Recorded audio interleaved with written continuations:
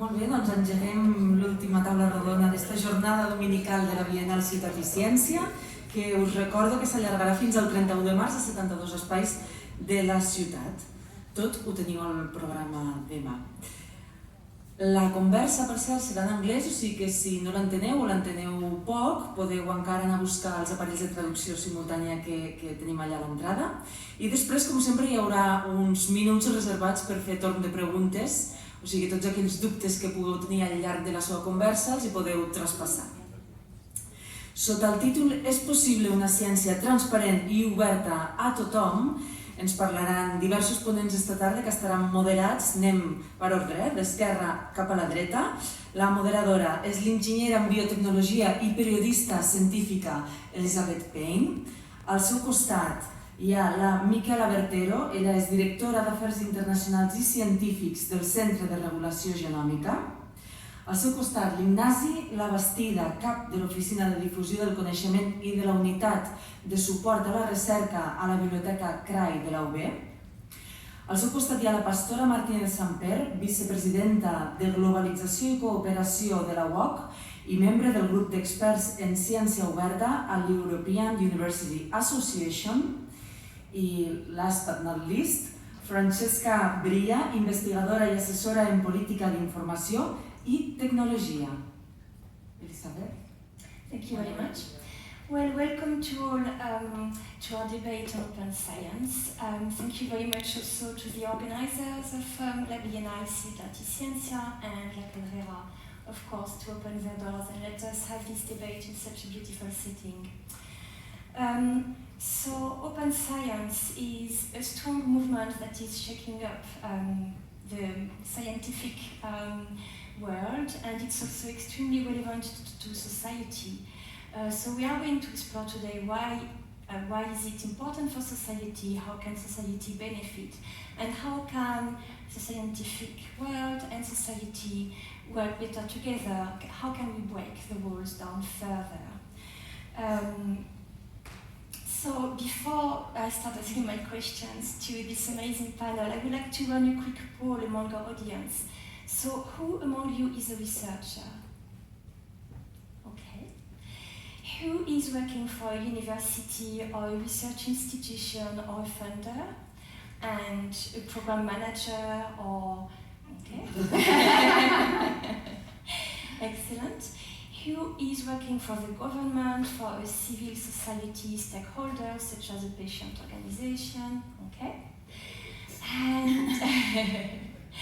And who is a citizen who is just interested in knowing more about open science and what it is about? Excellent. Okay, so that's nice. We have a very nice spread of stakeholders in open science. So I will keep some time for questions at the end. And if you have a burning question, please also feel free to interrupt us. I mean, it's meant to be a debate, so the more interactions we have, the better. Okay, so open science is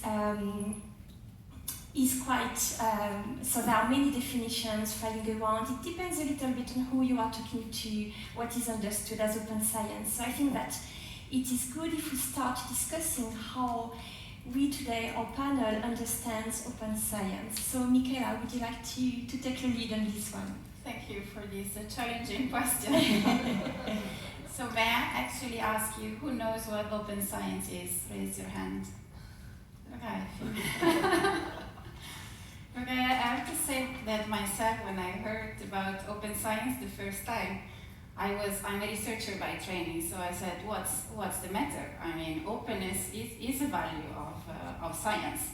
If we think already in the 17th century, there were the first learned society in science, the first journals started to be published.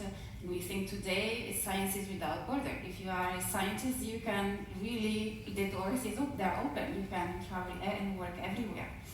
But then when you start looking at the practices of science, then you realize actually that over the years, the system has been closing up.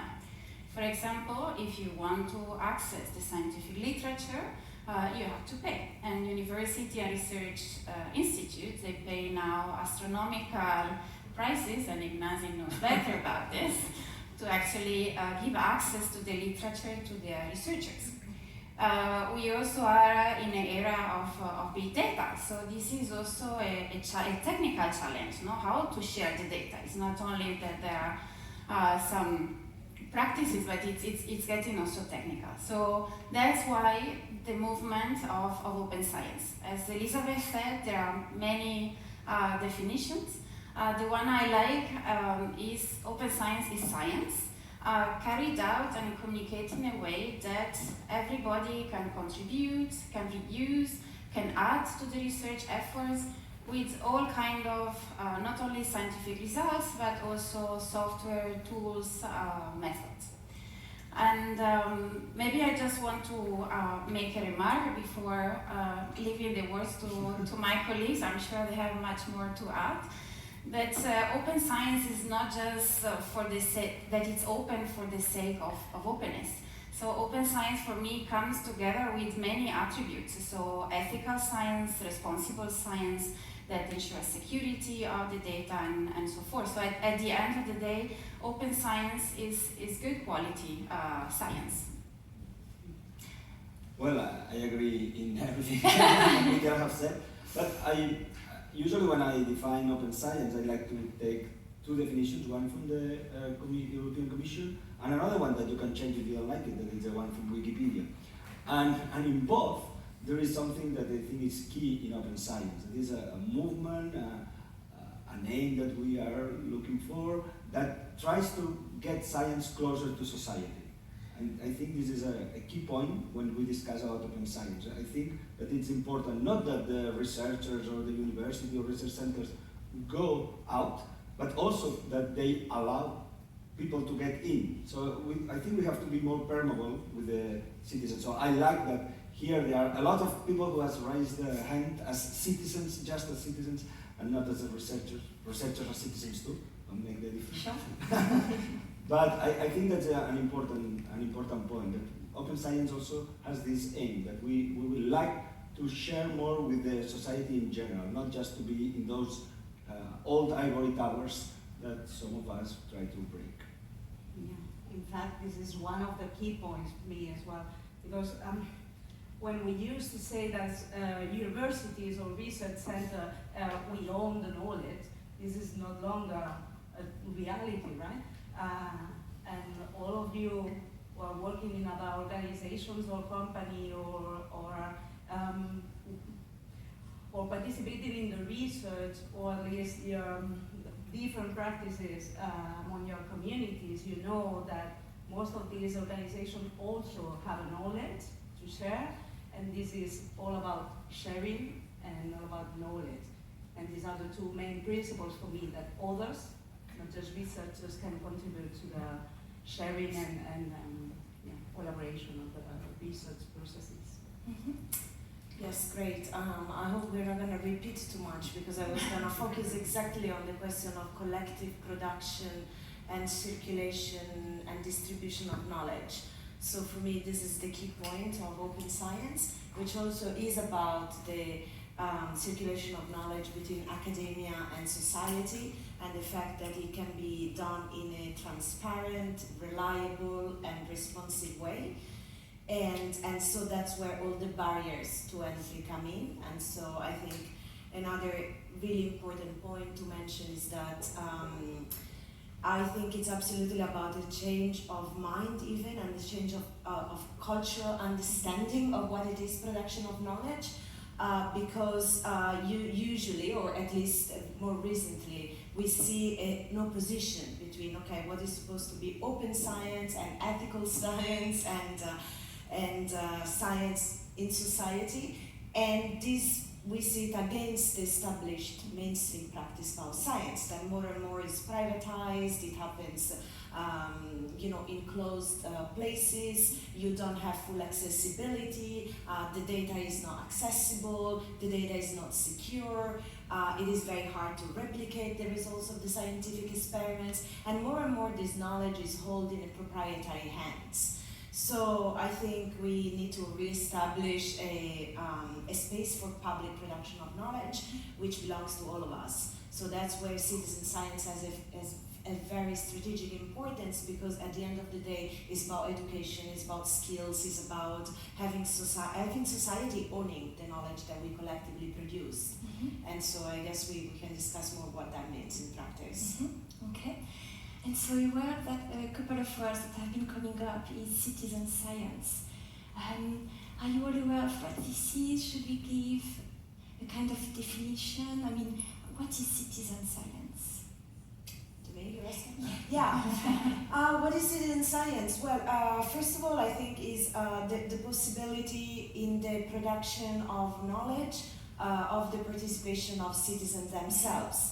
And so that they have access to education, and they have access to skills, and they know how to measure, and they know how to produce this knowledge and integrate it with the rest of society.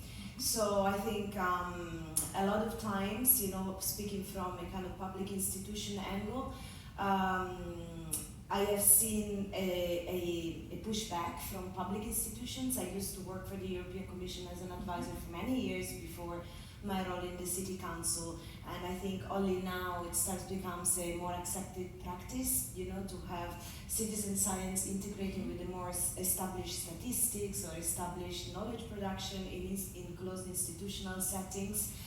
But there has been always a difficulty in recognizing the value of the data and the knowledge that comes from citizens, right? And I think I'm learning a lot from Citizen Science Project, how powerful it can be to have this broad education and participation in the production of scientific results. And even here in the city of Barcelona, we are supporting citizen science a lot. I mean, we have an office which sometimes I always feel I would like to give more resources to this office because it's so important. That is promoting citizen science and working with schools and academic institutions and kids to produce a lot of this kind of knowledge. And even in my role, which is about managing, let's say, the digital infrastructure of the city, we have a lot opened up to the production of data from the citizens themselves. So we engage in many projects that do open data challenges in school with kids that are producing the data, but also we integrate the data produced by citizens in the infrastructure of the city of Barcelona, like sensor data, for instance, production of measurement of data to measure air quality or environmental quality or noise pollution, all this kind of measurement exercises. And then, the real question is how do we set the standards to measure the impact of this data that we create? So the entire measurement system is a big issue to how we interpret the data, because it's not just you produce the data, you need to interpret the data, and you need to derive a knowledge and establish what is the impact of that knowledge. And so now, for instance, if you take projects like makers community, that they use open hardware and they can measure lots of different things, now you can integrate this data into the main architecture, the main infrastructure of the city of Barcelona when it comes to production of data. I think this is a big leap forward, because before I came here, the public institutions were censoring citizens producing their own data. So it was like, this is not official, you are exposing things about the public institution that the public shouldn't know, and so it was really like, there was a strong barrier to entry to produce this kind of citizen science. So we will come back to the barriers later as well, but yes, a lot of very interesting points that I am going to bring up again. So, Ignasi, so we are talking about open science. Is it just a wish for now, or is it already a reality? And how did we get to the situation that we have today? Well, since the definition is broad, we can say that open science is in different levels. So it depends in which area you want to analyze the situation of open science. For instance, when we talk about open access to publications, this movement that is trying to open up as many papers as possible, there is some pessimistic way of seeing things, or there is an optimistic. I always like to be more optimistic. And I could say, with data just released last week, is that almost 50% of all the papers that are produced among all the Catalan universities, the public universities, the ACUP, the Associació Catalana d'Universitats Públiques, are open. Right. Open means not just open access that you can reuse, at least that they are public. So we'll reach that point. Of course, we would like to be in 100%. That's what the Commission is looking at for next year. So, well, we are not bad. We can do a lot of things. I always foster the intervention of the researchers to help us on that. I mean, researchers should share any paper, and it's legal, because sometimes they are afraid, oh, it's not legal, we have these copyright things, and no, it's legal, so do it, please. Share with everyone, it's very easy. All the institutions that are here, we help them how to sharing their papers. So we are not so bad. Then we enter to the amazing world of data, as Francesca was explaining. Probably here are a bit in a worse position, meaning that still is very difficult to convince researchers to share the data. The data nowadays is like the oil, it's like everything is controlled by data. So for researchers are very skeptical to open up broadly the data. So I think we also have to convince that it's good, that it's another way to produce more knowledge, to share this data, but it's very challenging. Then we have citizen science. Citizen science, I must say that there are a lot of projects. I've seen in the University of Barcelona a lot of people involved, and I've been collaborating with them, but we still have a very challenging point: how to assess some of the activities of open science. When there is not a paper, when there is not something that you can brought as an item of the evaluation, researchers, and one of them, the director of this office in the City Council, is always worried where I put this in my CV that will count for this assessment. So that goes to the main point that I think we need a lot to do, that it's assessment, evaluation. And I know that Pastora are doing a lot of things in the Open University, so she can share with us. Yeah, but before sharing and talking about assessment, I think for me the main point here, and where are we, is the lack of awareness of what open science is among the scientific community. Even among scientists, right? Yes. So for me, this is a key point as well. We should engage researchers and the whole scientific community, explain them what open science is and what for, and we're gonna come back later. Because we have the researchers, or if I'm talking now as an institution, can not do that much. You want me to talk about the assessment right now? Yeah, well, I don't know. Yeah, please go ahead. Well, the point is that for those who are not researchers or you are not in the academic system, you should know that it's a highly competitive system. So right now, our researchers are in a sort of run, I don't know what's the goal, but yeah. So the point is that the incentives and rewards that researchers and academics have, they are just rewarding more closed processes and practices. So if we want to push forward the open science, we have also to change how do we assess these promotion and hiring processes within the academia. And this is a key point if we want to transform and push for the open science right now. Yeah, and it is very important. Yes, in fact, also another point that we are trying to change is education and the skills to improve since students to start explaining those practices, those different practices, how they can share data, how they can share methodologies, how they can engage all people from outside the academia. And that's something that we are now trying to introduce in the doctoral studies. Right. We think that it's a good level where we can begin to discuss that. But at the end we have the seniors, the PhD supervisors, and they ask them, well, okay, that's fine, that's very nice, but how many papers did you publish? And where did you publish? Because that's the main point. I mean, not how many papers, but where did you publish? And that's something that is very challenging, because we can change our assessment internally, but at the end, you are assessed externally. And if the rules don't change, it will be hard for us to change.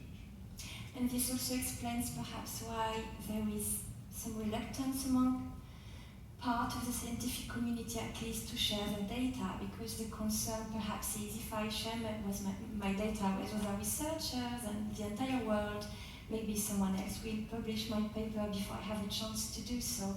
So this is really fostering this tendency to work behind closed doors in the lab and so on. If I may add, this is definitely an issue, but I also say that open science doesn't come for free.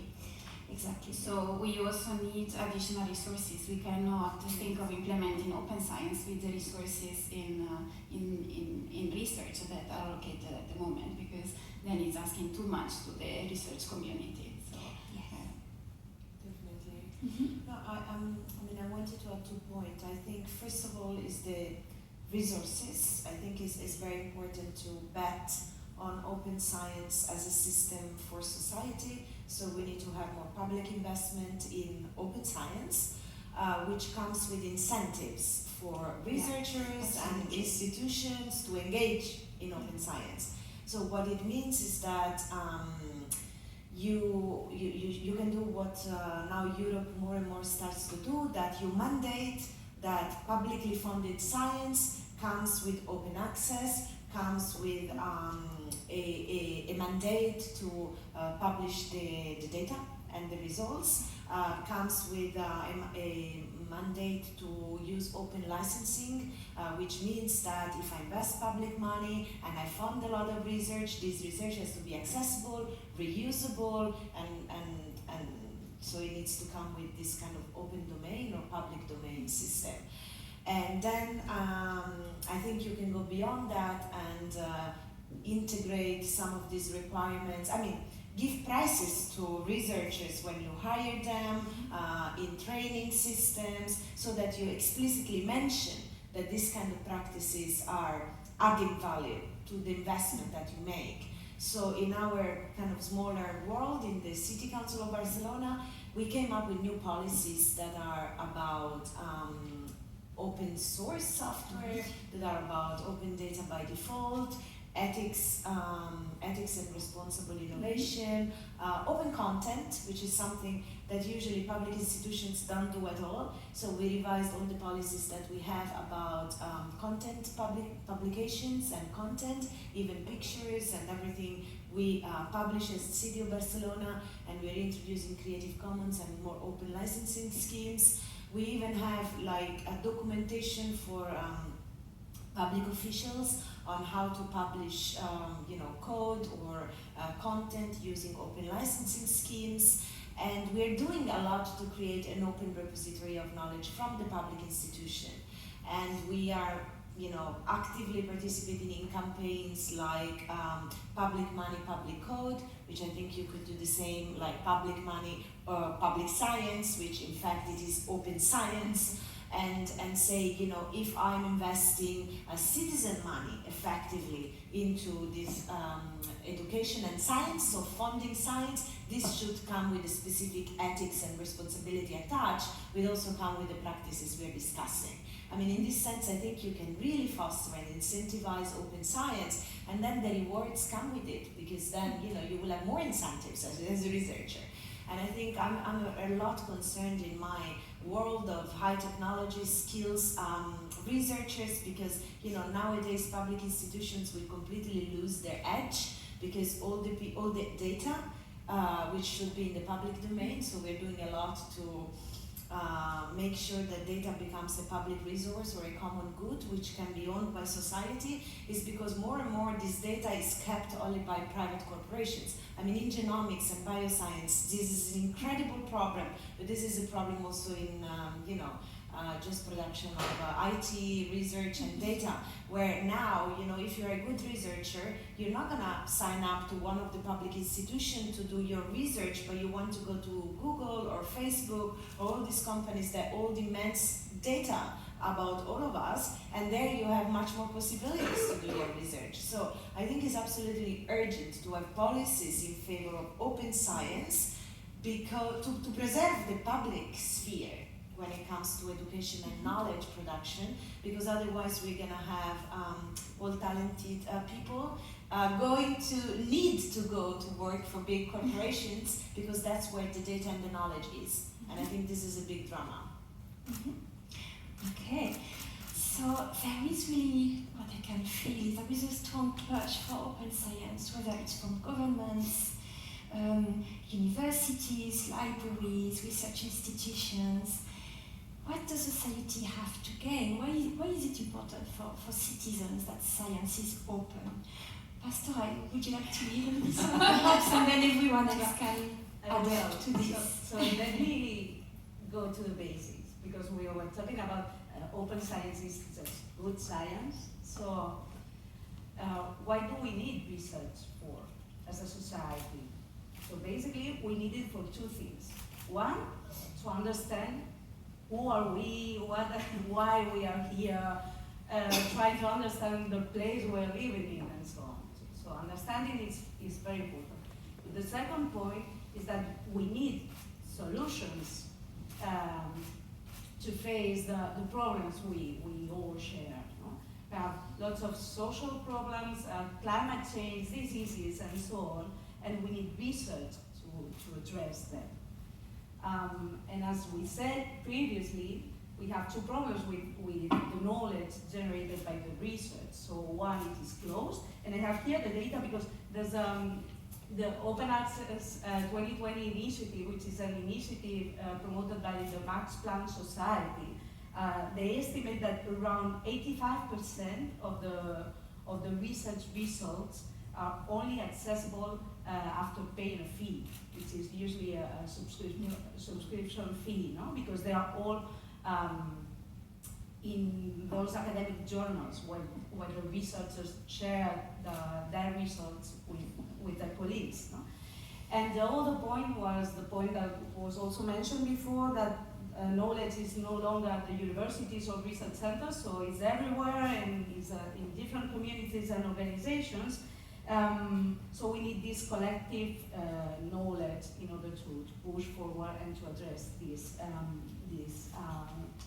problems. So for me, the main point or the main gain the society will have is to maximize this both societal and scientific impact if we do share this knowledge and accelerate this knowledge production and disruption and go for the solving problems.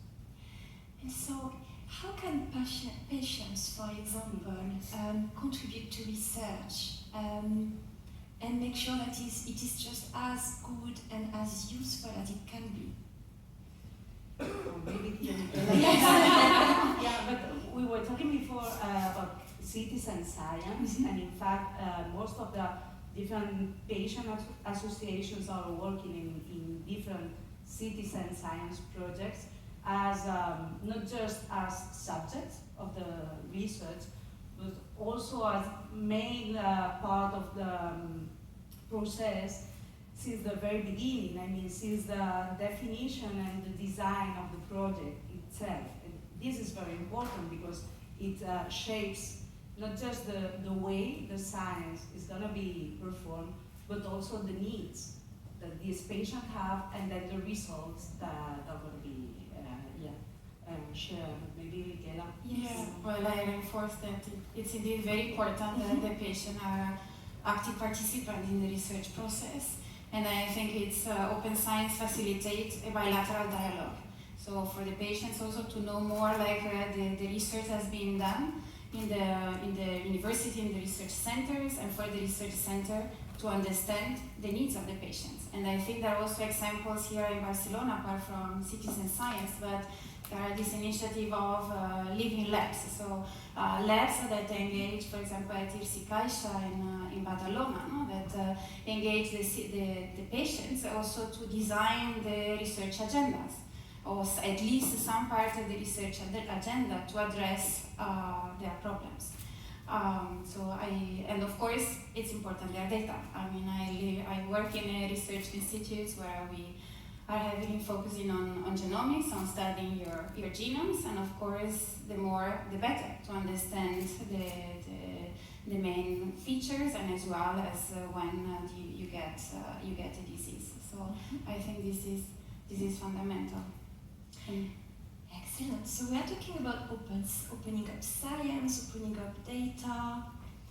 Can all of science, all of data be open? Michela, would you like to continue this one, perhaps? I will discuss open science with my director, and he really insists that it needs to be well implemented. So open science is a great concept, everybody is on board, but then it's really important to implement it well, that it doesn't fire back. And I like the principle, which actually the principle that Europe is advocating, as open as possible, but as close as necessary. I mean, I said from the beginning that science needs to follow ethical principles, respect confidentiality, security, so all of this needs to be taken into account. But of course, thanks to technology, we also can find solutions to share, for example, personal data, but in a way that the people are not damaged, and at the same time that research can progress. For example, in our research institutes, we co-manage together with the European Bioinformatics Institute, the European Genome Phenome Archive. It's basically a repository in Europe, it's the key repository in Europe for human genomics data as well as clinical data.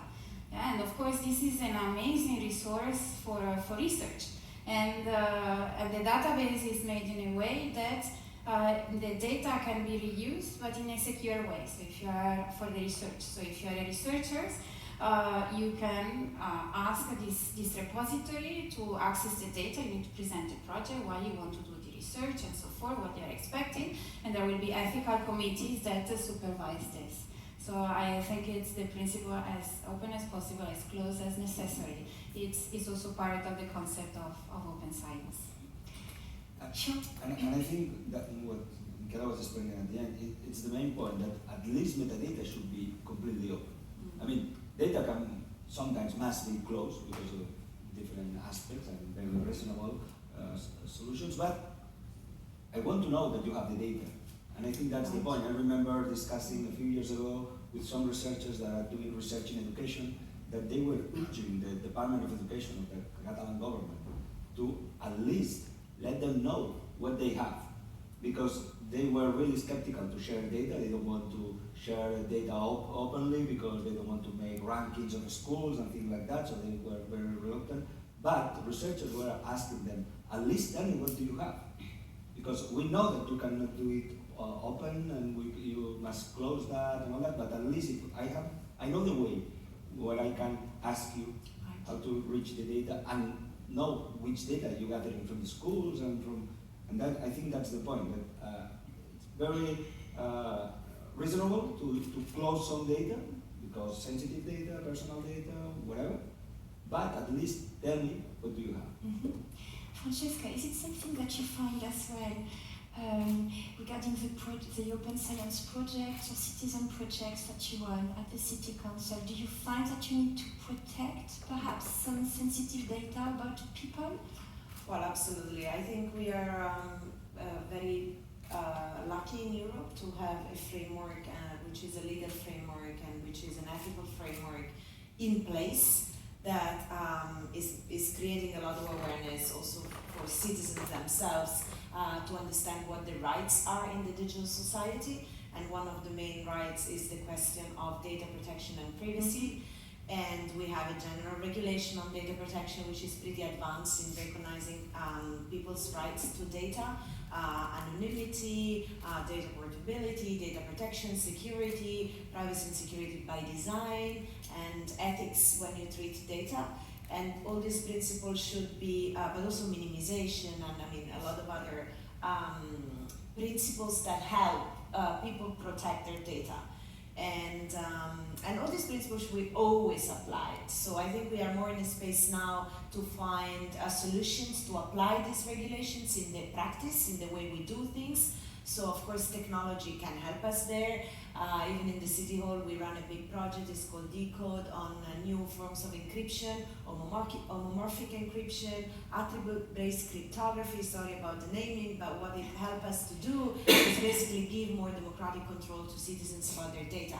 So in these respects, also when it's health data, private information that today we share everywhere actually, without any concern about ethics, privacy and security, because we give everything to Google, we should give the awareness, but the decision to the citizens, not to government and not to big companies, and also not to scientists only, meaning that I think citizens are the one that should decide and choose what data they want to keep private, and so no access to this data, and then what data they want to share with whom and on what terms. So I think absolutely I would go for sharing my genetic data in a context which is ethically informed, where you have strong ethical practices and good research for society. But then the same data, you maybe don't want to share it with an insurance company or with somebody else that's just treating your data to make profit. So I think this is absolutely critical issue, at least in my view, of the future of science, but also of society in general. And I think we do have now a much better framework so that we can all engage in this kind of very important issue. So yes, you can make the most out of data while at the same time protecting privacy, security, and data ownership of people. So I think we have to have both things at the same time. On that side, I think we need a lot of education, which is also part of this open science community, because we need to educate, and this is not just researchers. I see a lot of startups, small companies, so I'm always in favor to engage, also not only with big companies, but with small companies, with SMEs, with startups. But God, sometimes they know much less about these kind of things than you can imagine, because maybe in the institute where they work, they have an ethical committee, they have a lot of established practice, they're even too careful sometimes about all these things, but in a lot of other parts of society there is very little awareness of the risks and of the opportunities. So I think this is a big topic for training and knowledge sharing. I'm gonna disappoint now Francesca, because I have to tell you that the University of Barcelona, the awareness among all these issues is really, really low. I'm really surprised when I talk with researchers, because of course the ones who are working in health and all that, they know the main of the problems. But what about all the surveys that they perform?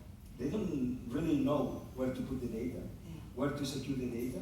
And now in any project at the European level, they ask, where do you put the data? Where do you save the data? And they look at you like, what? In the cloud. In the cloud, in a pen, And not just the data, Ignasi, because everything. there's a survey from the European University Association concerning awareness and other points on open access. And the point was just only 30% of university researchers have a good knowledge of publishers' open access policies. And they do sign a contract whenever they send and submit a paper.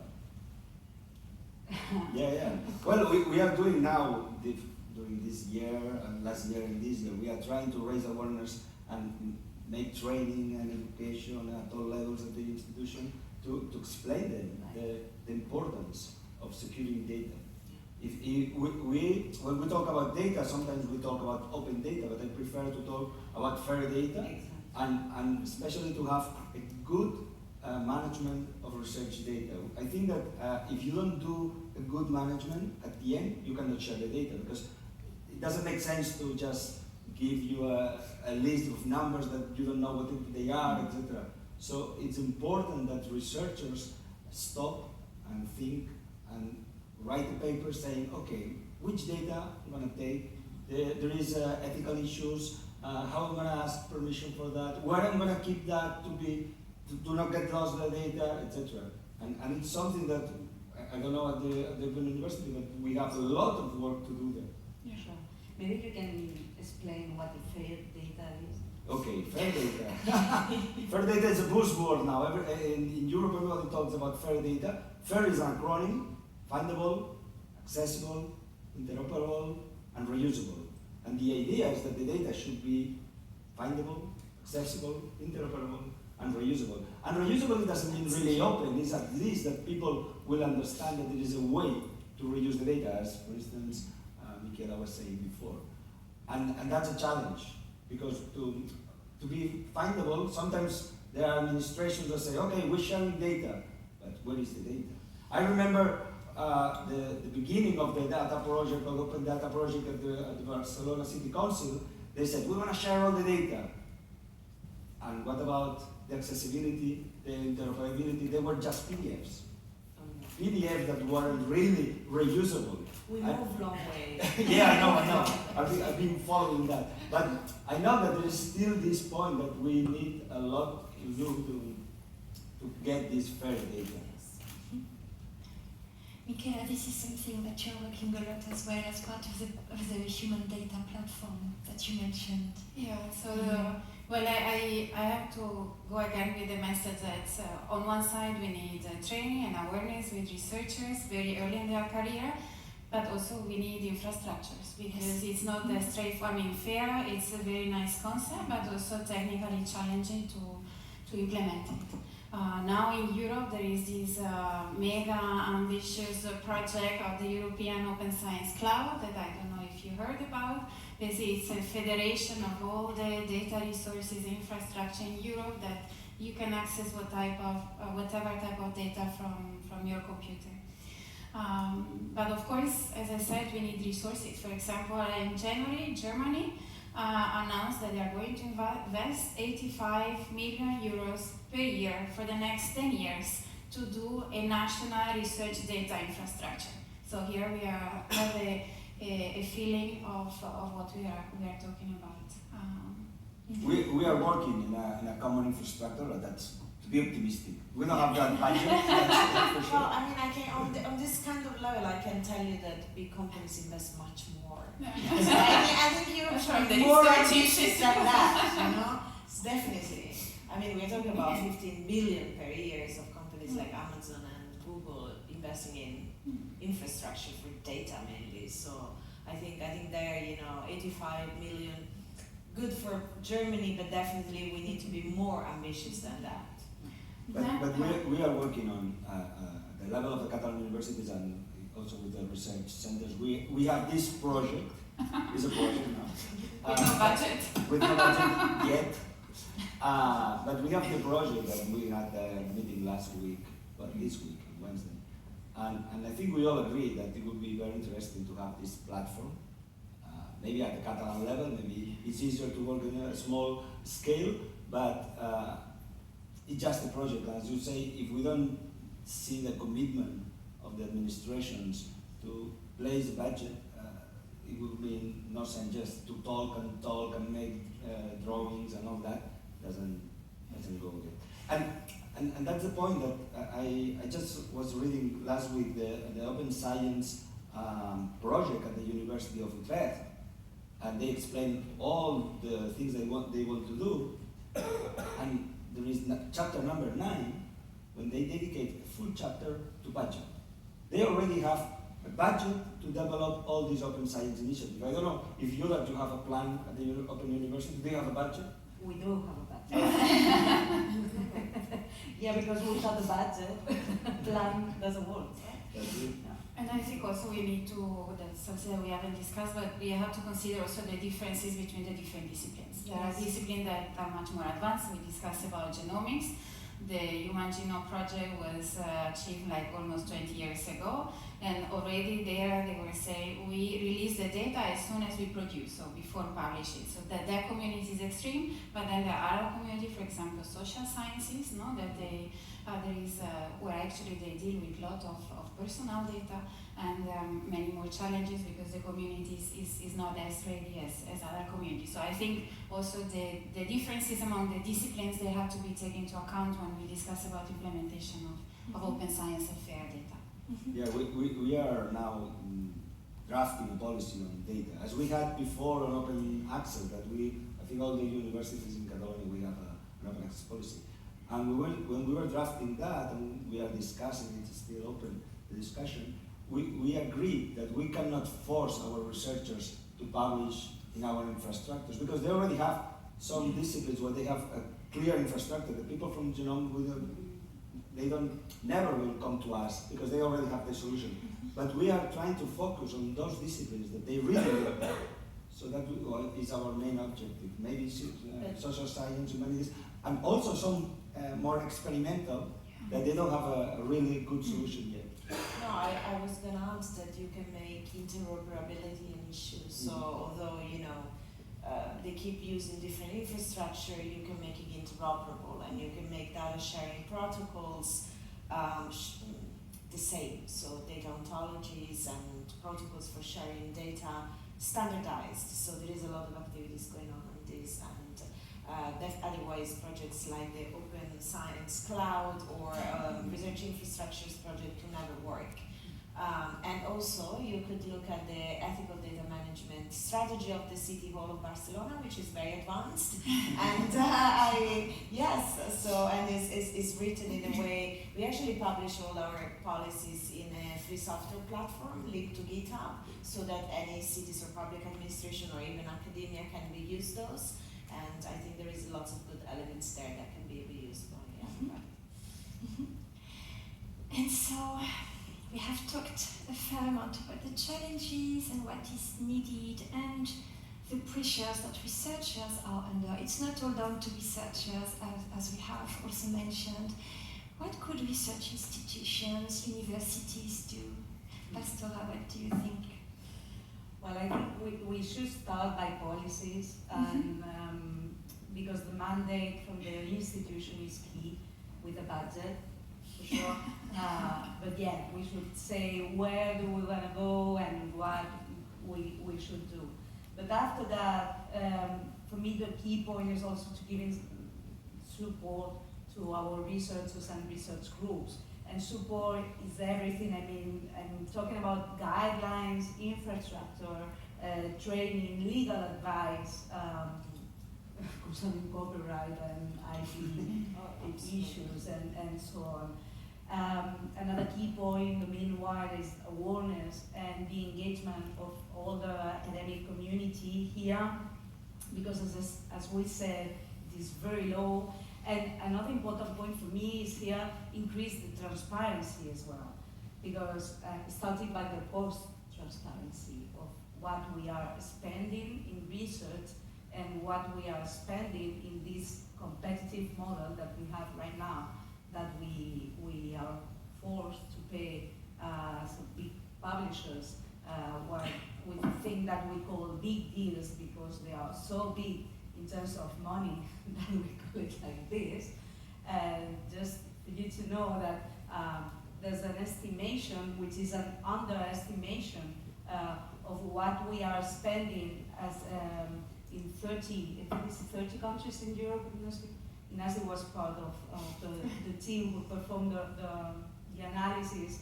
So we are right now spending 1 billion, so 1,000 million euro paying 5 big publishers yearly. So it's a lot of money that we pay for these subscriptions to these in order to read those journals.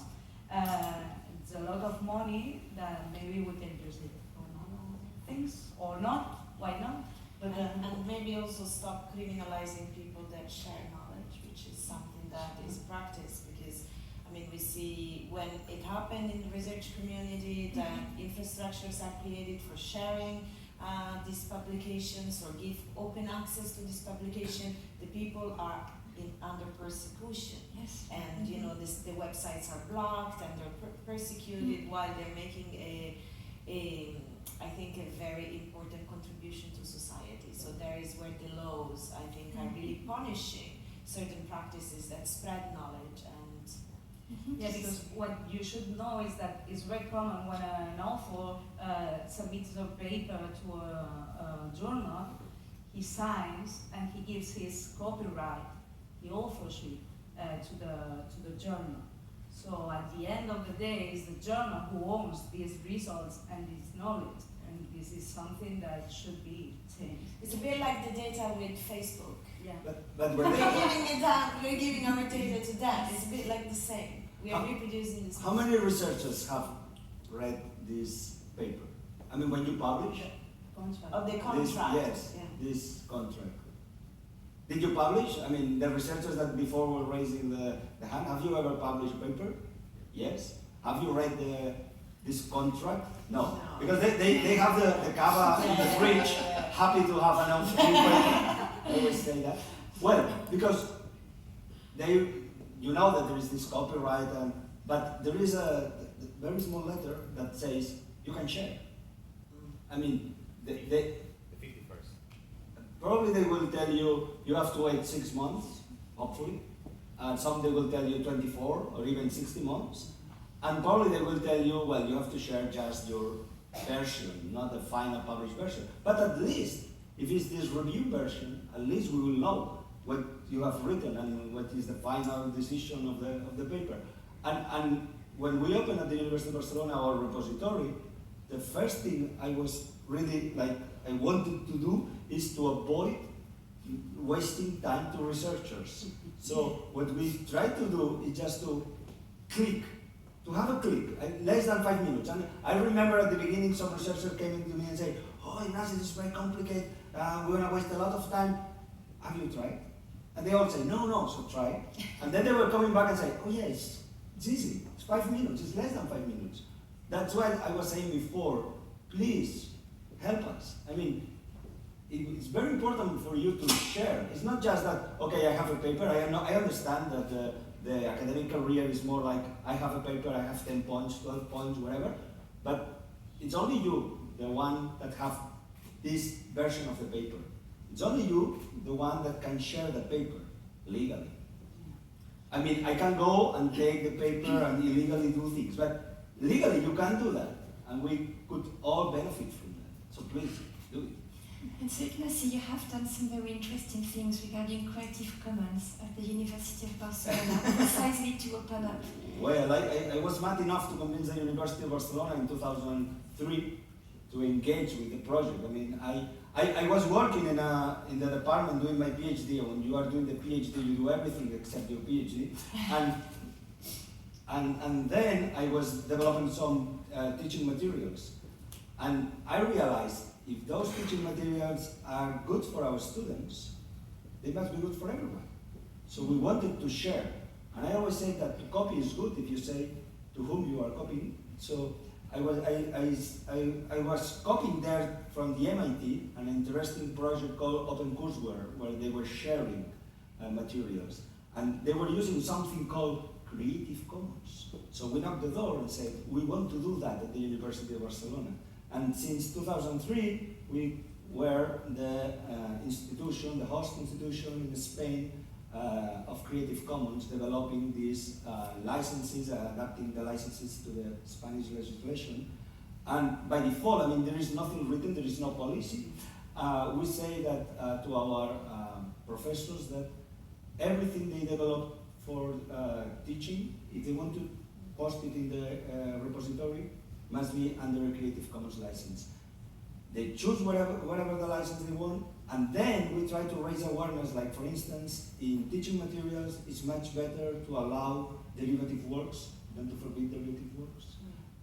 In open access, it's better to have the CC BY than other licenses, and etc. But at least I always say, before having the best fair data, I would like researchers to share their data.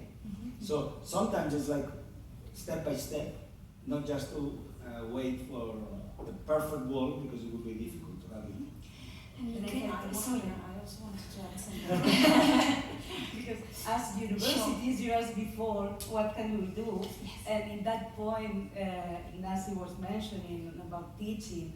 I think here at universities we can do a lot, more than open science. So at least at the Open University of Catalonia, our action plan is on open knowledge, and we want not just opening our research results, but also we are talking about our teaching materials and also about open innovation and the engagement with society. So for me, I think at what point we will be all talking about open knowledge more than open science.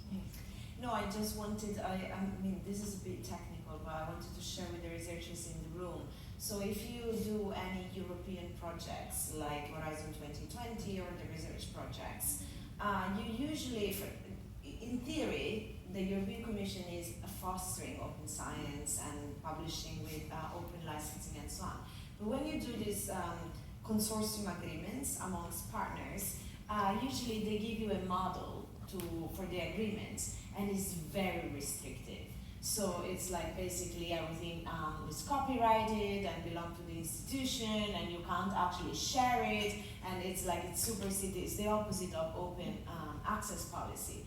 And so in one of my first big projects that I won at the European level, what we did with a lawyer actually from the W3C, and he was specialized in open licensing schemes, we redone all this format that we have for consortium agreement, which is all based on MIT licensing, open source licensing, Creative Commons, and putting everything in the public domain, keeping of course the authorship, but be able to share results and amongst the consortium and also beyond the consortium.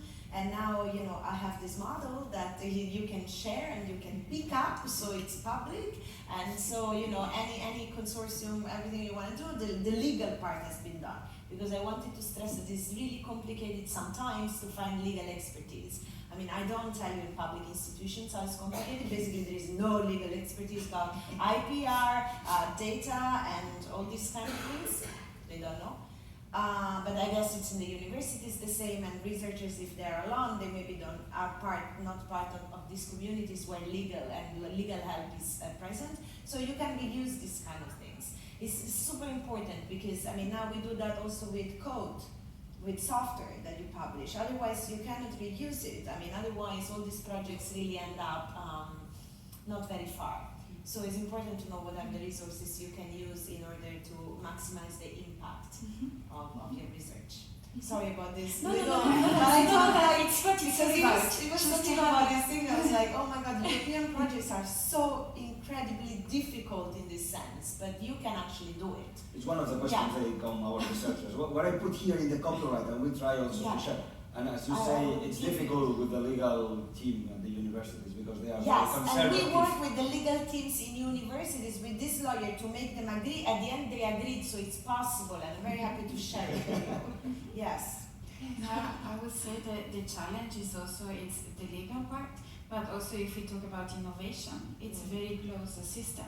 And so University Research Center, on one side, we have the pressure to do open science, and the other side, you have the pressure to do innovation. And in the pharma work, for example, everything works with patents, so everything is very closed. So you are between these two tensions. There can also be innovation that is open and is open source and has public impact. Yeah. So but I think it's getting much a slower movement than it is, but in the a open sense, in science. technology also not. You have this always this double word. If you look at artificial intelligence, which is the most hyped sector now, in general, all the libraries that researchers are using, everything is open source. Everything is actually in the public domain, so we need to seize this and make it the norm. And actually publicizing that this is the case and have backing from public institutions. And so I can see quite a few barriers to overcome before. There will be some progress and some very good initiatives going on, and still some work to be done. Michela, you're working on a very interesting project called Orion, which is funded by the European Commission. And as I understand it, it's to look at the challenges within funders of research and research institutions to make open science a reality. What barriers do you see? I know that your project is still in the early days. But what challenges do you see and solutions to make open science a reality? Yeah, so the Orion project focuses mostly on the public engagement side. So on this dialogue that we need to establish between citizens and research institutes. The project focuses on life sciences and very basic research. because citizen science is mostly like environmental science, you observe insects, plants, and etc. But when you talk about understanding very tiny mechanisms of our genome, of our cells, it's very difficult to engage citizens because it's a very technical knowledge. I remember when I defended my PhD thesis, my dad, who's a scientist but from physics, he didn't even understand the title. So it's a challenge. And so what we want to do in this project are experiments. So we want to, for example, do citizen science project on the three-dimensional structure of the genome, which probably it's a concept that it's not so easy to grasp. And we want to co-create a video game with different stakeholders, so that is going to be appealing and interesting, also with patients, because this 3D structure is also relevant for disease. We want to open up also the dialogue when we design, for example, the research strategy in our institutes.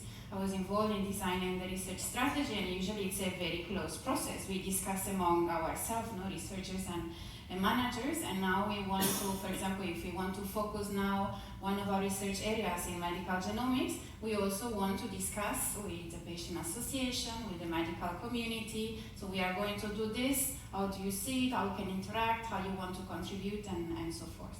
So most of the experiment will be run today, so maybe next year I can tell more interesting stories. And where we are focusing is mostly the researchers. So we want to change.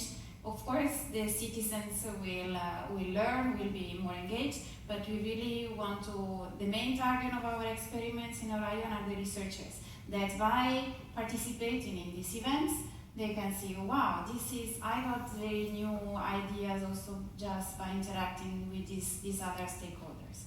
And for sure we will fail, as in science happens, but I hope there will be also some successful experiments. Well, I really look forward to seeing the results, which I guess will be open. Yes, it does. Because this is one of the points that we... No, because it's true. I mean, one of the points sometimes in citizen science projects is that citizens ask, researchers ask citizens to gather a lot of data with the smartphones or other devices, and then they keep the data after the research. And I always tell them, well, now you have to give back to the citizens that they have. In those classical ones, not these different ones, but the classical ones, sometimes the researchers keep the data, and they don't share the data. Yeah. Perhaps it's also about changing the culture. Is it the biggest challenge, you would say? Yeah, I mean, with the LIRU, this League of European Research Universities that the University of Barcelona is partnering with other 22 universities, we just released last year a roadmap for universities with the main points. We use the 8 pillars of the Commission, and because the Commission has established like 8 pillars or 8 priorities for open science, but we had the 9th one, that in fact was like the 0 or the first one, that was a cultural change. Absolutely. We need in our institutions this cultural change. Without the cultural change, without the leadership, without training, without that, we could never succeed in this open science. And this is linked again to the reward system. If researchers are only rewarded on the high impact papers that they publish, it's making this difficult. So we have, it's called art metrics, identifying new ways of recognizing what researchers have produced and giving value to these achievements as well. Yeah, but in fact we are discussing a lot if all those different metrics are the good way to, we tend to go for a number, right? Yes. So whenever there's an assessment, we do need a number. And so where other systems like the people in the Netherlands or in the UK are doing is more concerning not just the auditing, because here in Spain we are very much focusing the auditing, just the control, have you done good work and that's it, but more in the feedback. And in that sense, in all those meetings discussing about how do we change the assessment model, in order not just the evaluation of the project, but also the promotion of the careers. Absolutely. We are now talking and discussing a lot how do we do in order to have this narrative, mean, the research group or the researchers explain what wants to do, what has done, and then just to assess them, to do it better, but not just looking for indicators. We try to avoid the term metrics, Okay. because metrics is also like a commercial, and it sometimes is reduced to tweets and Facebooks and media and all that. And now the new word is like the next generation metrics. But again, also it's a challenge of the budget, because it's very easy nowadays to just click and say, okay, you have 100 points, 10 points, 50 points because you publish there, there, and there. But if we want to change this way of evaluate, we need more qualitative assessment. And then it means maybe bringing panels and bringing into the discussion experts And citizens. and citizens. And it costs money.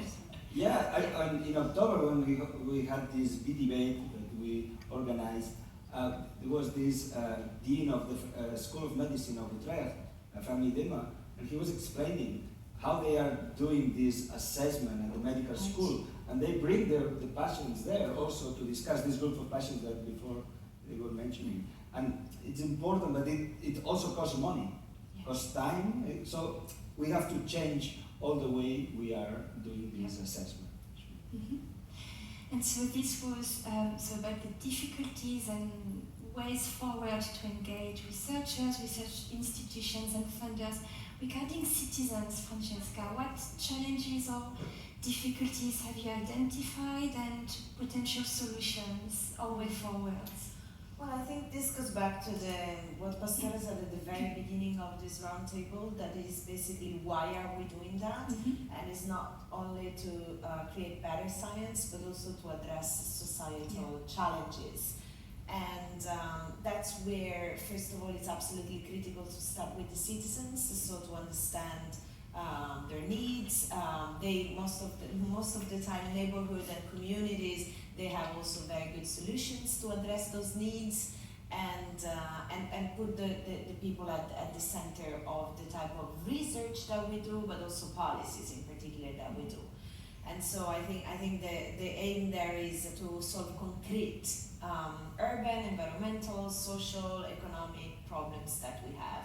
I have to say that, I mean, not only citizens that is difficult, but also academia. I mean, like a lot of the time it's not only where you publish and how the impact of the metrics, how you reward, what are the incentives, but it's also that usually research is not done in the real world. I mean, there are practices, of course, but there is not so much incentives also for that, the research institutions are not just in the lab and, producing very nice results in papers, but they engage with the complexity of the real world. So also on that, I think we can do a lot. We try to prototype some projects where some people from academia can come, for instance, in public institutions or in the city hall, work with us to identify real challenges, co-design, and participating in designing the project and then the solutions and addressing concrete issues. I mean, climate change, mobility, housing, I mean, really real problems. And I think we are doing also a lot, for instance, as part of the science plan of the city of Barcelona. We launched a laboratory, an urban innovation laboratory that involves companies, research centers, academia, but also citizens themselves, into collaborating to identify challenges and solve problems, like very, very concrete things. And as part of that, we put data, we share infrastructure and resources so that this exercise works. And really now it's been very effective, not only to accelerate innovation, but to make sure that this innovation has a concrete impact in solving the challenges that we have. And then with citizens themselves, as you probably all know here, we are working a lot on opening up the policy-making process in the city of Barcelona. So we have a project called the CD in Barcelona, which also has a physical laboratory for democratic innovation in Febrer in Barcelona. And that's where we open up to citizen community to come in and share their problems, engage with the policy-making aspects, understand issues about where the budget is being spent, how we're doing with resolving city, and yes, I mean, I think participatory democracy is really the core of what we're talking about. I mean, even go, of course, beyond just citizen science into addressing, into making sure we are much more egalitarian and democratic in the way we run policy making. Yeah. But again, I mean, really, I want to stress that this is about engaging with the real problems of society. Seriously, we need women, we need all the talents. We need the citizens, but also we need the academics, and we need also companies to collaborate much more into making sure that this science and innovation goes to directed to where society mostly need it. And I think really we have to do so much improvements to be there, to get there. In fact, linked to that, in academia, we are facing a crisis of legitimacy. Yeah. So there's a current lack of trust, in some context, and here open science can do a lot for us as academics, as academia. No? So yeah, with these other practices, sharing the practices, the knowledge, and so on with the citizens, and also the needs that we as a society have and try to solve them, we can go further. But also we can, sharing for instance the details on how do you design an experiment, or even the failures of an experiment, you can also push forward the reproducibility of this. Absolutely, and like just if I can add here, one concrete example, for instance, about big data. We have the Barcelona Supercomputing Center in this city, which is an excellent, a landmark institution on supercomputation and data science. And they have fantastic talented researchers that go there because of the facilities and are able to run, massive simulations, modeling, and use a lot of data, to apply to research, but also to concrete problems. So now we have a collaboration going on with them, where they can access the data of the city hall, but in particular, they, together with us, help us to formulate the real questions to address concrete problems: mobility, gentrification, the CO2 emission, doing mapping, helping us to make sure that also policy making is more evidence-based and has an impact to the citizen life. And these researchers are so happy. Oh, you don't believe it, because it's like also for them, right? I mean, if I can put my skills and my models and all the talent I have, but at the end of the day, I can solve a concrete problem, and I can talk to the citizens and my community, and this is and I see that there is an impact. This makes my life as a researcher so much better. So at the end of the day, it makes researchers happy. And I think also for citizens, we need to start very early on in this course. I have two small kids over there. They're not 3 and 6 are almost falling asleep, and I think we need to start with them. We need to teach them in the class to pose questions and to address them with the scientific methods, because they cannot just accept everything it's in the books. So, and I think that's very important. And so, what can we do? What can be done so that we can break down further the rules that may still remain between scientists on one side, funders, policymakers, citizens, so that open science really becomes a reality and is open, as you said, as much as possible. And also involves everyone who is interested and who wants to contribute. So, Ignasi, what would you say? I would invite the audience, the public. I would invite the public to, because they've been hearing a lot, but I think they need to participate. I think they're willing to say something, not just falling asleep. So let's open the floor. Questions, comments? Good afternoon, everybody. Thanks a lot for your lovely talk. Yeah. Sí,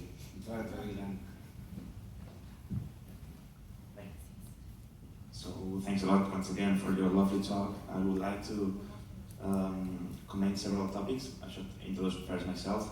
My name is Alejandro, I'm a PhD student at Hora here in Barcelona, and I work on photovoltaics, so maybe I'm not quite close to this problem with personal data as I'm not working in biology. But at first, the thing is that I would love to publish much more in open data access, but the reality is that when I'm going to ask for a postdoc, if I go for that, besides the lovely working conditions and salaries and whatever, is that one of the first things they're going to ask me for is for what I have published and where I have published.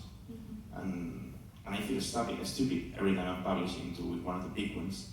And if we could get some change on that, it would be amazing.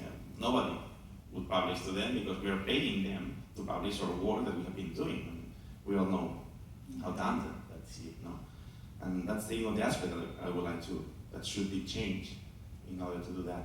One thing that I think is very interesting nowadays is that I'm working also in a project called Go Name. I work on photovoltaics, and we are moving together, trying to bring this cross that it is between regular citizenships and science nowadays.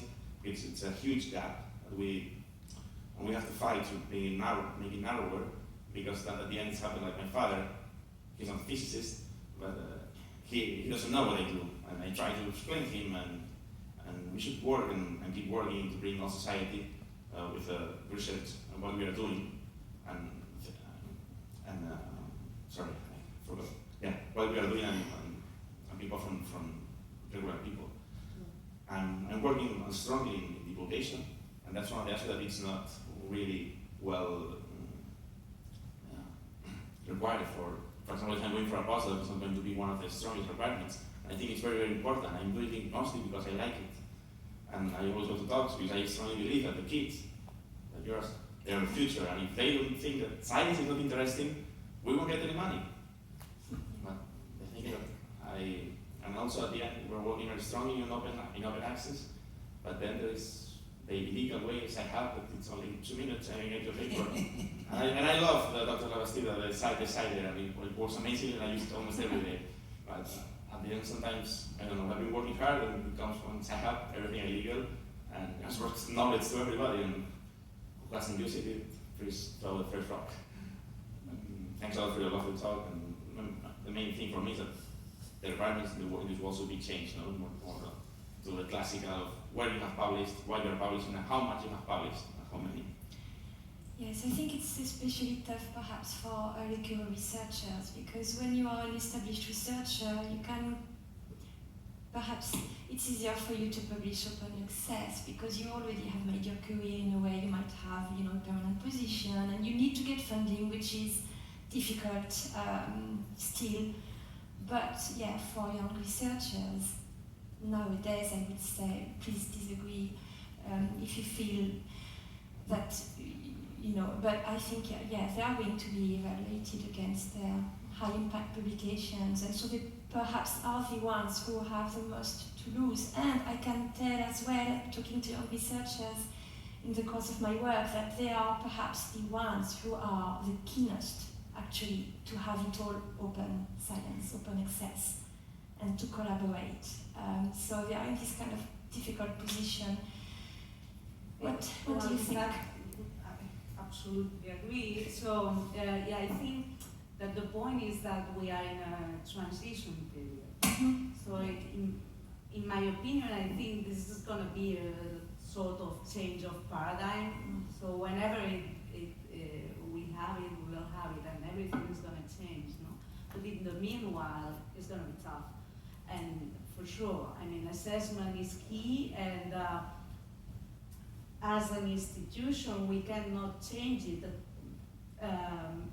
because we are evaluated by others, even from external. So we have to push forward a big change in the academic system in that sense. So yeah, it is tough, and it is tough for you as a PhD student, and so on. For me, I think we're gonna, I'm not optimistic here. I think we're gonna see it because there are a lot of citizen movement also pushing forward other openness aspects, right? Well, I think it's just gonna be a fight. To be honest, we cannot hide this. I think I mean, not only, I don't think it's only academia. I mean, again, I think academia is a big, transforming this institution to show that open science is not a threat, but is the next iteration of how science should be made, that we need bigger investment, more ambition, more training, starting from earlier on, so that we promote critical thinking skills to do this kind of practices and so on. I think this is all part of a system. For me, the big deal is going to be, do we still want to have public knowledge production, or is this all going to be done in the market? And I think, this big question should be answered with strong practices that protect public science. And public science should be done with this, as this movement pioneered, which is an open science. So again, it is about making sure that we have public production of knowledge and institutions that strongly maintain public spaces for production of knowledge. This is a fight. I have to tell you that we are already trying to change the system. I think it's fundamental, and I agree with Pastora that we will see. The problem is that probably we will go to a system that could be worse. And that's something that we have to be aware. Now we are discussing with this famous Plan S, so a plan that says in 2020 the funders will ask you that everything has to be published in open access, but at which price? And I think that's the problem, because sometimes some of the problems with open access is that there is this idea that open access is paying for publishing. And it's not true. And it's one of the business models, but it's not the only one. But it is probably the most successful. The business model is in taxation. And how do we, at the end, where our resources for science should come from? And that's a problem, because now if we add all the money we are investing in the publishing system, and that's the data from the Open Access 2020 project, it's 7.6 billion euros. And if we were paying 2,000 euros per paper, that in my opinion is too much. But publishers will be happy, that's what they say. It will only spend 4 billion. So we have almost the double of the money already in the system. So this money should be get out of the system and be invested in other things, maybe in open infrastructures, maybe in other systems, maybe in research itself. But it's a fight, of course, and we need to win that with all the stakeholders involved. So, okay, that's good, this change that the funders are introducing, but we have to align all of us into the same direction, because if not, we will fail. And of course, we have to change the way we are gonna assess your research, your PhD, your career. Has to change, if not, it will be completely impossible. We cannot ask you. We were a few months ago in the European Research Council, and they were telling us, okay, which is the ideas of open access and all that. We were telling them, if you don't change the way you give the grants, how you evaluate the grants, we will fail. And I also want to give you a positive message. In the research institute where I work, we are also part of an alliance of other research institutes in life science, ULife, and what we believe is really an evaluation on the quality. So maybe they don't care so much open or not open, but at the end of the day, it's the quality of your research independently of where you publish it. And there are some institutes that are doing experiments. Of course, they are costly and it takes a lot of time. For example, at the Gulbenkian Institute in Portugal, at some point they decided to evaluate, so when you apply, you just provide your 5 key papers, and the reviewers have to read the papers. So they really they cannot just stay on the name of the journal where you publish, but they really need to look at the experiments and the data that you produced. And you're probably aware also of the Hora Declaration, the San Francisco Declaration. There they also want to encourage funders and institutions to share good practice and to really evaluate it. At the end, it's really the quality. It's independently of where you publish your work. And I'm a fan of dissemination. I always ask at any assessment, please ask them what they do for dissemination. And there are some assessments that they already give you some points of dissemination. And I'm a physicist, and when I was more involved in the Catalan Society of Physics, that was my obsession. I didn't want to have a lot of Nobel Prizes to give conferences, that's good, but there is the same audience. So what I organized for the Year of the Physics or the Year of the Science were plays in the theater about science, inviting the citizens to explain science in a different way. So I completely agree that we need this work on this dimension. And again, we need to reward the researchers, because if not, at the end they only focus on doing research in this way. It's the same with teaching. When I was more involved in the innovation on teaching, I remember some of the professors came to me and say, our colleagues are laughing at us because they say you are losing time on improving your teaching because you don't get really reward if you improve your teaching. I mean, you are satisfied because maybe you have better students, better scientists for the future. But of course, the system only gives awards of doing research, publishing in certain journals, etc. So that's the cultural change that we need to do.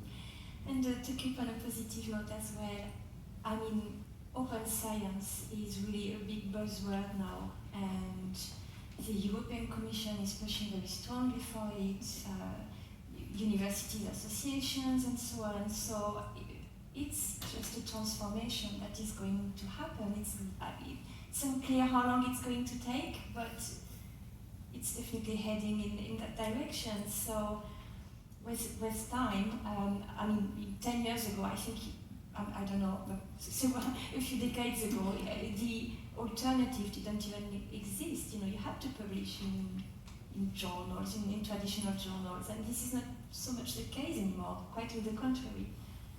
So, we had another question, I think. Yeah. I think that was there.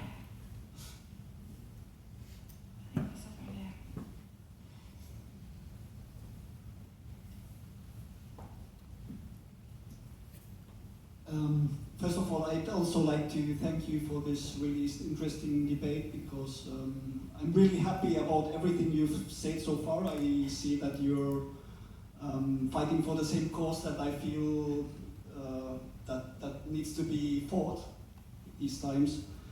So you already actually partly answered my question, because it touches the same topic that was asked before, but I'd like to still put something on the table that might need some clarification. You already also giving a little bit of context, because it is a really complex issue. You already tried to sort out the different aspects and talked about business model and policy, and it always comes back to policy, actually, as you said. So I feel that there is like this contradiction of fighting for the open science, for the public access to knowledge, and also the fruits of this knowledge, the technology and the solutions, because we are facing a really big problem with the climate change. So we need urgently those solutions. So there is this contradiction, how to organize the science itself to bring us the solutions, because you can try to create the knowledge, but there is a lot of private interest going on. So there is this contradiction also with the big data. I totally agree that there needs to be a responsible policy and some restrictions with respect to privacy and so on. But right now, big data is a big business. People's profiles are literally being sold to corporations. So corporations also have the interest to keep those data for themselves. So if they would not make profit of those data, their business model would not work. And this also works in other spheres of technology. So there is this contradiction of how can we find a way forward? How can we push forward a real change to address this issue? Because I mean there are politicians who don't give this value to science. They can deny climate change and cuts funding to science. So I get the impression that there's growing conscience in the scientific community that there is a really urgent need to create this conscience about the value science brings to society in terms of solutions. So what about the political solutions? Yeah, well, okay. Great question. So I think you also have the answer. I mean, meaning the answer is that you not only need changes in science, but you also need policy and political changes to make sure that all this collective effort is directed to solve real societal problems, and that we move away from business models that damage humanity and society, and we start, establishing also ethical practices and share the rewards of the innovation and the public investment with all of us, not just profit for a few. So, I mean, in our small world, again, one of the reasons why we're doing the Biennale Ciència, actually, and to open up this dialogue between the scientific world and the public institution and policy, is really to show that there is an alternative to the kind of policy making that denies that climate change exists, and also that cut funding, public funding for science and innovation, where societal benefit is clear for everybody. So I think actually, this requires a big system change. This is not just a few small tweaks. I mean, this is a big, but I think it should start from. Also, policymakers should start having awareness about these issues and not hide, also the question that you raise around the superpower of technology monopolies and who is owning our data as citizens. I mean, I believe I do a lot in this field, but I believe that if there is no awareness from citizens and they push back to those business models, we're never going to achieve any change, because, this really requires a demand for business models that have a good environmental impact, that don't exploit personal data for commercial ends, that that provide good results that can be reused across the society, and share the rewards and the wealth which is produced through science, because this is a big issue. That's why we need the public science. So, well, I mean, this put people in office that are able to make those changes.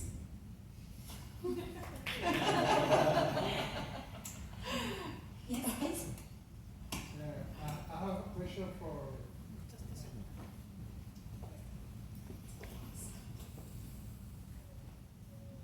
Thank you. Congratulations again. This has been a good demonstration of sharing the knowledge, open science for us. And I have a question for Francesca. I was curious about the way developed this project, successful project you mentioned. Was it bottom up or top down or a combination? Which one? The one which was successful, where the researchers were very happy that the idea was taken on, that they have. Yeah. Okay. Sorry, if it's I have to. And another one for everybody. If we think about 20 or 30 years from now, what would you dream about this topic? How do you foresee the situation? So quickly, the answer to that is it was both ways. So I always believe, you need strong political will, as the previous question I think clearly kind of made the point. You need to take this seriously. You also need top-down commitment when it comes to infrastructure, to funding, to system change. You do need the top-down, but you need the bottom-up. I mean, you need the engagement of all the community, the stakeholders. You need academic freedom and autonomy. I mean, really, because we are entering into more and more kind of dystopic authoritarian world, where is going to be the autonomy of scientific research? Not only critical thinking, but autonomy of scientific research means from big business, from big government, and having the possibility to develop this kind of projects, and be happy, yeah. And the second question around where do I see the impact? Well, I guess, a little bit like even not too ambitious. I think that the question that open science is good science in a sense can become, it is about equality and to have quality and to preserve public science. These are the practices and this is how you should do it. So basically all this knowledge that now seems in opposition, instead of being a threat, it will be incorporated into the way that you produce collective knowledge. Pastora, where would you see the future of open science? Or better, where would you like to see the future? Even From the better? heart, from the brain. Even better. Okay. No, in fact, yeah, pretty.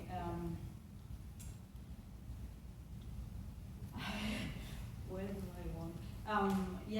In fact, what Francesca said about public generation or production of knowledge for me is the key point here.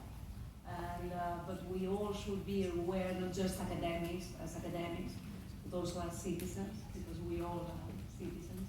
And in that sense, I would like to see a world where the production of knowledge is not just within the academia, but shared with other organizations or communities, and in that sense going faster. All those challenges we have that we do know we have it, because the climate change, we do know it's happening right now, but we don't want to see them. What about you, Ignasi? Well, I always say the same, that I hope that in 20 years we won't be here discussing about open science, because there will be no need to put the adjective open. Open science will be science in general, and in 20, 30 years probably you will need to justify why you are closing those results, why you are closing those practices, why are you not sharing. I will be really happy if we reach that point. Not the point we are now, that people ask, why are you opening your PhD thesis? Why are you opening your thesis? So if we reach that point, I'll be happy, and then I will die. It's difficult to add more to what already they said. And maybe focusing on academia, that's the world where I grew up. I would like a different way, more collaborative way of doing science. During my PhD, I was working on a project that was very competitive, and I knew there was another lab in London. They were doing exactly the same thing. And then I won the competition. But what if we were just sharing from the beginning the work, and that we were being both recognized for the project? I think in science it's good competition, so it's. I think we need to find also a balance. But I would really like to see a more collaborative way in which we really evaluate the quality of the work, and not who gets first or who publish where. Okay, so this is a very important and complex topic. I thank you all for your attention and for your contributions, and I have to do it to an end now. Unfortunately, I apologize if there were some more questions from the audience. So let me thank your panel, who really has done an amazing job of touching on all the important topics in a concise way. So thank you so much. Thank you to the audience. Moltes gràcies per obrir el vostre coneixement i compartir-lo amb tots els presents. Molt ràpidament, abans de marxar, tant que hem parlat de democratitzar, de compartir, vull destacar un parell d'activitats que es faran demà, que malgrat que és dilluns serà un gran dia, perquè serà el Dia Internacional de la Nena i la Dona a la Ciència, i es faran moltíssimes activitats per celebrar-ho. Dos de les més populars, o les que estan cridades a ser més populars, són Consciències a la plaça, una activitat que es farà a 3 places de la ciutat de Barcelona, amb l'objectiu de conèixer millor les interaccions que tenim al carrer des de la perspectiva de gènere, i per això es farà un grup de recerca efímer en el que tothom hi és benvingut per participar. Hi haurà resultats que es presentaran el 15 de febrer dins de la Mobile Week Barcelona. I més o menys a l'hora, a 6:45, al Centre Cívic Vila Urània, allà a prop de plaça Molina, es començarà a fer una sèrie que s'ha anomenat Sèrie Harmònica de xerrades. És un cicle de diàlegs entre artistes, científiques, tecnòlogues i pensadores de la ciutat, perquè hem escoltat molta gent de fora durant tots aquests dies, però també hi ha molta gent d'aquí de la ciutat que està fent coses molt interessants en el camp ampli de la ciència, i justament aquesta primera conversa l'estarà presentant una persona que tenim a l'escenari, que és la pastora Martínez Samper. Per no perdre res, el programa demà. Moltes gràcies i bona tarda.